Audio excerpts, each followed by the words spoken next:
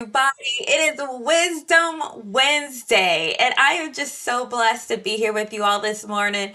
Are you blessed? Listen, I'm blessed. You're blessed. We are blessed.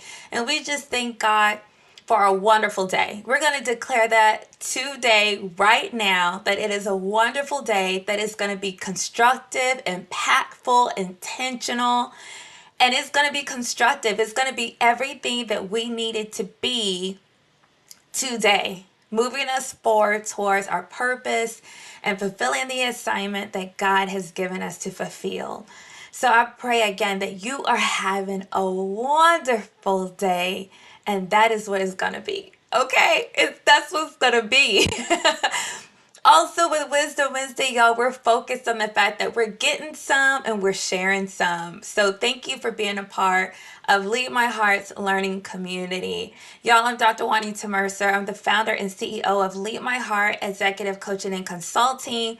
And what you're watching is the Revival series for August. August number 8, representing rebirth, revival, renewal, new beginnings. And we're talking about how to love your career again. For those of you who are feeling like you're over your job, you need something new, something's got to give, it can't keep going on like this, let me tell you, you're in the right place. So hang in here with me. Don't go anywhere. Don't you scroll past this video, okay? Before we get started though, what I want you to do is engage with me. I want you to like this video, heart this video, okay? Tag some people, tag your friends, your colleagues, your leaders, your supervisors, your constituents, your stakeholders, your family, tag everybody, okay? Because somewhere, somehow, someone needs a revival in their career, in their department, in their organization. We need revival, okay? And so just like we have revival in the church to get us energized again and continuing the journey, y'all, this is revival for the workplace. And I'm so glad you're here. So share this video. Also share it, of course, on your timeline, but in any groups that you're in. Also, you can copy the link to this stream and share it in a text message and an email and say, hey, you got to get in this. You got to listen to this, okay? And then also, if you're watching on YouTube, subscribe to my channel. Let me know that you're here. And also ring that bell, okay? So that you don't miss any new content that's being dropped, because I want you to be in the know. Don't you want to be in the know? Yes, you do. And then also comment. Let me know that you're here. Say hello, say good morning. I just want to welcome you being a part of our episode today. And again, this is the second episode of the Revival series. Yesterday, episode 1, we talked about minding your ministry. Okay, and the fact that it's time to be over your job. Yes, be over your job, because it's not a job. The moment you decide that it is a ministry, everything changes. So if you missed episode number 1, you gotta go watch it. But after this one, stay here with me, okay? But today we're talking about partnering and problem solving, y'all, and it's gonna be great. So let's get into it. I want to start with some questions because, again, you're here needing revival. And today's questions I want you to think about are: whose needs are you meeting? Whose needs are you meeting? What outcomes excite you? What do you look forward to in your work? Like, you know that, like, yeah, I can't wait to see it. I can't wait to hear about it. Is that happening? What problems are you solving? If to any of these questions it was like, I don't know, I'm not sure, that hasn't happened in a long time, I'm really not feeling that's like something regular that I look forward to, you're in the right place. Because I would guarantee that it's because you're not really problem solving. You're not being a solution bringer in the workplace. And that's so important, y'all, that we, especially as believers, but we become the people that others turn to solve problems. Why? Because when we solve problems, y'all, we look like our daddy. We look like our father.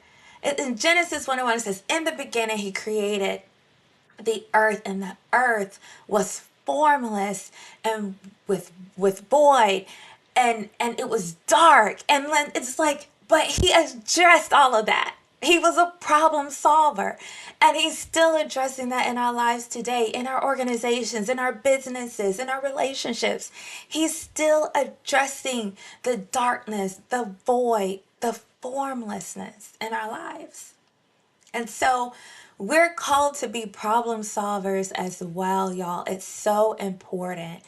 And when we think about problem solving, we're talking about the process of finding a solution for a specific issue or conflict. And you want to be a part of that. You want to solve problems.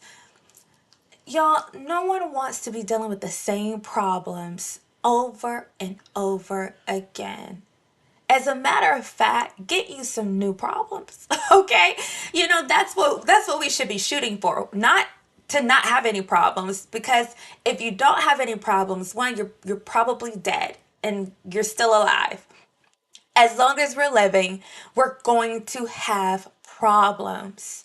We're going to have problems, y'all. We're going to have challenges. We're going to have things that are difficult to overcome. There are going to be things that nearly seem impossible to overcome. But don't you know that all things are possible with God? They are, y'all. And so we have to believe that. We have to believe that today for every problem that is before us right now. And so, whatever problem that is, I want you to get it in your head right now. I want you to get it in your head. I want you to speak to that problem and say, you will be defeated. You will be overcome, because nothing is impossible with my God. Okay? Make your problem scared. Don't you be scared. Don't you be anxious and worrying. Okay? Make your problem worry that you've showed up, that you're ready to solve it. Okay? That's how we have to be. That's the resolve that we have to have. Because I'm telling you, getting back to this point, of course you want to solve problems. And probably because the reason you're feeling defeated at work is because you're dealing with the same problems over and over and over again and not really finding the solution. Okay, so of course you do. And why is this important? Because the best servants solve problems and meet a need. That's what we do. That's what it means to serve. Can you imagine serving and then you're like, oh, but I didn't give them what you need, Imagine being at a restaurant and the waiter who's serving you, right? Every time you ask them for something, could you bring me a couple of glass of water? Absolutely. They come back, they bring you tea. I dropped my fork. Would you mind bringing me another one? Absolutely. They bring you a knife. You order your food. You waiting for it, right?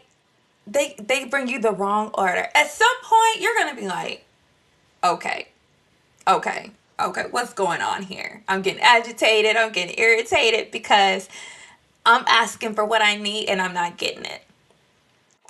How is that any different from working, doing ministry, right? Being in the workplace with other people and how we interact with one another. It's the same thing. No one likes for needs to go unmet. No one. It's frustrating. And so if that's the source of your demotivation and lack of inspiration in your workplace, we're dealing with that today. Philippians 4, verse 6 through 7 says in the NIV, do not be anxious about anything. It's funny because we just talked about this on Sunday, and I'm so happy to be talking about it again today. But y'all, don't be anxious about anything. It didn't say be anxious about some things. That's okay. No, no, no, no, no, no. It says don't be anxious. Don't worry.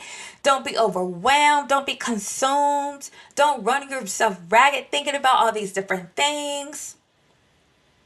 Don't overthink it. anything. But I love buts. I love buts in the Bible. But in every situation. So here comes the solution, y'all. That's what I love about buts in the Bible, because behind every but there's a solution. It says, but in every situation, not some, not just the ones you think are feasible or the ones that you think God can manage, or like, the little ones that, no, in every situation, the big ones, the ones that seem impossible, and but also the little ones too. Sometimes we don't take the little ones to God because it's like, oh, but this is petty. Should I really take this to God in prayer? Yes, you should. Because he cares about the little things too. Yes, he cares about how that coworker gets on your nerves. Yes, and praying about a solution about that. He cares about, how you're not getting deliveries made on time. Okay, somehow or another, your organization, you just keep over and over failing. Even though you don't necessarily have that guarantee, you know that it's impacting how you serve your customers. God cares about that. He cares about everything. He cares about that merger. He cares about the questions that you have about layoffs, and who to lay off and when, and if you even have to make that final decision. He cares about your budget and the things that you need guidance on what to spend on. He cares about it all. So give it to him, every situation, by prayer and petition. Speaking to God, talking to him about it. You know, wise decisions are made in a council, right? That's what the Bible tells us, that wise decisions are made among many counselors, many people who have sought out for wisdom. But I don't care how wise someone is. Let's say me. I consider myself a wise person, but you know what? I don't know everything. I haven't experienced everything. I haven't seen everything. I can only give you wisdom based on a very small, bit of life that I've lived. But that's anybody.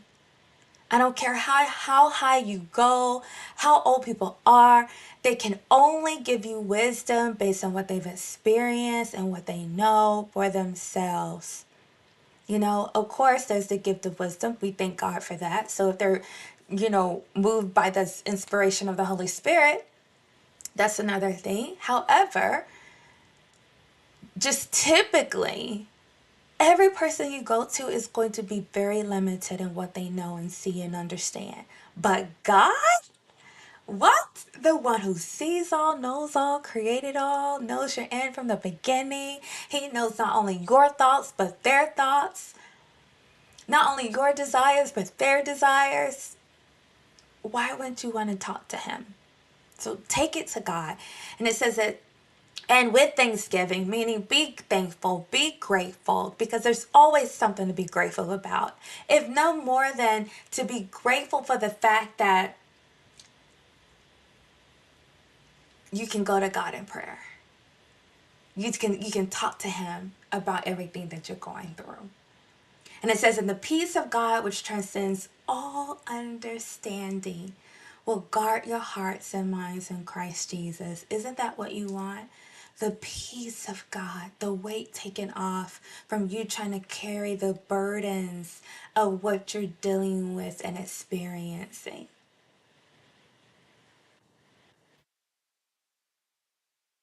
But then there's the partnership that's required, the need to collaborate with your leaders and team members. Y'all, you need it, you want it, you desire it. I don't care what you say. I know you don't like people. I know you'd rather do it by yourself. That's a defense mechanism. Me too. But I'm self aware and I know that's a defense mechanism so that people don't let me down. So I'd just rather figure it out myself. But you know what? That's not God's desire for us. God desired us from the very beginning. He prescribed us purpose and partnerships. He prescribed them. He was intentional about what it is that he wants you to do, your assignment, why he created you, what he wants from you. but also whom you would partner with and able to get it done. Not just in spouses and marriage, but friendships and family, but other business partnerships as well. People that like minded people going in the same direction for maybe only a season, and that's okay. But God has also ordained partnerships for you. And right now, where you're working, where you are, the team that you're working with, they are in partnership with you. And whether as a leader or a follower, we have a responsibility to partner in problem solving, to collaborate. It's a beautiful thing when people feel like we're all seeking a solution, we're all praying about this thing, we're all trying to come to a resolve, not just one person. If you're going to be unified in something, be unified in the fact that you want to solve a problem. Okay? And so it's again, as spiritual beings, of course you desire partnership. So partner in problem solving. How do we do this? Number one, do what I did. I'm telling you what I did. Okay? In organizations that I worked in, I did this everywhere I went. You can ask my colleagues. I would promote myself. They didn't know it. They didn't have to know it because I promoted myself. I promoted myself as the chief problem solver because very few people are willing to take the lead in problem solving because they don't want to be wrong. It's risky. They don't want to look foolish, all these other things. But, I'm that person typically. I'll volunteer just to keep things moving. If someone's going to be the guinea pig, if someone's going to make the mistakes, let it be me. I have no problem. Let it be me. I'll volunteer. Let's keep it moving. Let's see where this goes. And I'm okay with that. Not everyone has that level of comfort or self awareness or confidence and their ability to take on that kind of feedback or make those kind of mistakes in front of others and be okay with it. We all have to grow into that. And that's not something that you come by easily. Okay? I will say that as well. But promote yourself as the chief problem solver. It doesn't matter what position you're in. Okay? But just take it upon yourself that you're gonna take the lead in that as opportunities come up. So when you're in meetings and your leaders or your supervisors and your team is saying this is a problem we're having, this is a big problem, listen actively. Ask important questions, clarifying questions, the questions that people don't like and they get on their nerves.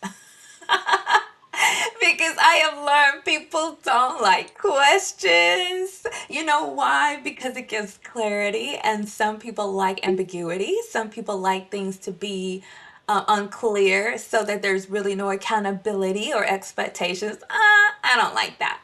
I don't like it. I like clarity. And so sometimes asking those questions will get on people's nerves, but it's necessary for you to understand the problem.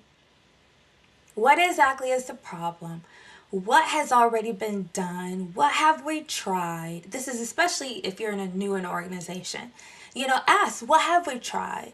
What has worked? What hasn't worked? What was the feedback on the things that we tried? Okay, was it the time of year that we tried it? Was it the people we tried it with? Ask those clarifying questions to truly understand the matter of the problem. Okay, to get a full scope of the issue. And then you go home or right there at your desk, wherever you are in your office, it doesn't matter, but you pray. You take some time out with God to pray for a solution. Every time I heard about a problem, I would go back to God and say, God, give me a solution. Give me an idea. Okay? Give it to me. Give it to me. I'm asking you, God, give it to me. What is it that we should try, that we should do, that we should implement that could turn this thing around? And then what would I go back and do? Go right back to my supervisors, my team, and say, y'all, I have an idea. I have an idea.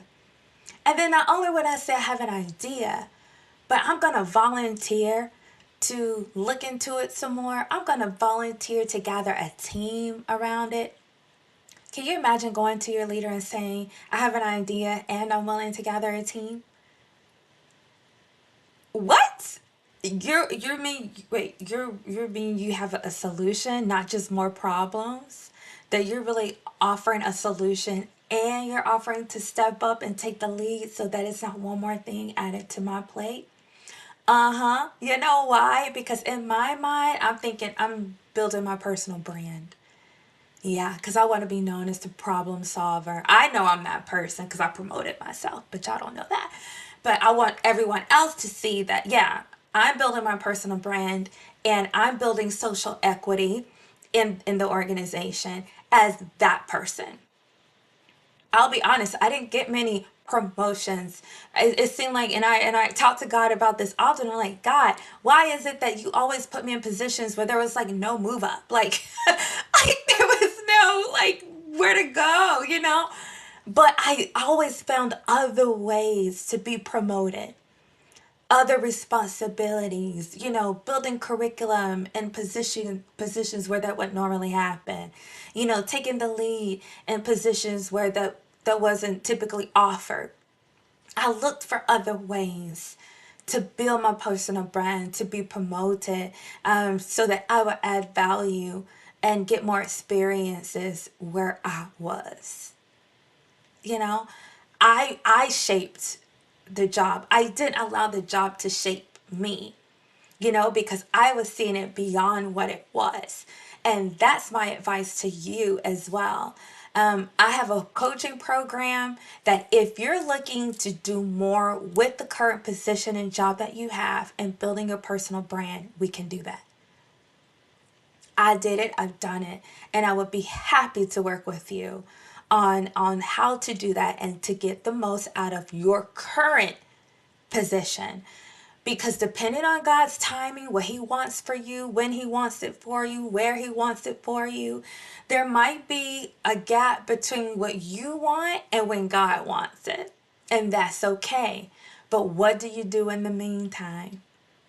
And I'm happy to work with you in building your personal brand, building experiences for yourself, um, beyond the current restrictions of the job that you have in that current position. Okay, so let's talk more about that. But then also, utilize and maximize. Utilize and maximize. Use it and increase it. Your discretionary power. I always tell people that is a superpower that people don't use. Do you realize that discretion is a superpower? The things that there's not really a policy on, but there's a little wiggle room. Y'all, you can do a lot with that wiggle room. The things that yeah, other people may not go for it. They may not be able to do it, but what can you do? What can you do within your territory, within your department, within your meetings, within your team, with what you have access to, your resources? What can you do? Yeah, it may not happen on the bigger scale. That's the goal. But until then, can you provide a microcosm, a micro model of what you would like to see on a grand scale at your level? Of course you can. Of course you can with your discretionary power. Okay. Um, so that's how you do it. And y'all, I'm telling you, the more you partner in problem solving, the happier you will be. You'll see the impact that you're making because it's about serving, and that's ministry, just like what we talked about yesterday. It's your serving, it's your touching lives, it's your meeting people's needs, and you can only do that with effective problem solving. I also did a workshop on creative problem solving, introducing a model. If you're interested in having me talk to your department, your team, your organization about creative problem solving, or even coming out and having this talk with your team and your organization, please get with me because this is so important. that we seek opportunities to be problem solvers, to be innovators. Why? Because that's how we serve people best, and that's ministry. Okay, that's ministry. So that's the end of this episode. I pray that it blessed you. Comment, ask questions, let me know how it impacted you. Okay, and then also, if you didn't share it at the beginning because you were just like, let me see what this is all about. Well, now is your time to share it again on your timeline so that other people may be blessed by this episode.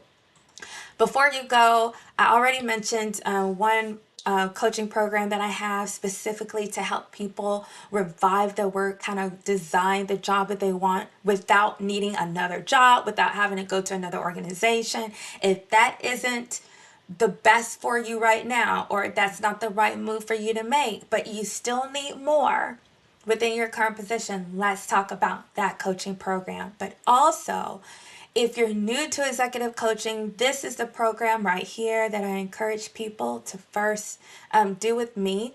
And that is the 3Ps EXCO program, EXCO meaning executive coaching, okay, where we both do life coaching and leadership development at the same time. I love it.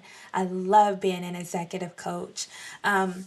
Right now, you can save $150 on this program. It's only $3.99, which is an incredible deal, but don't miss it, y'all.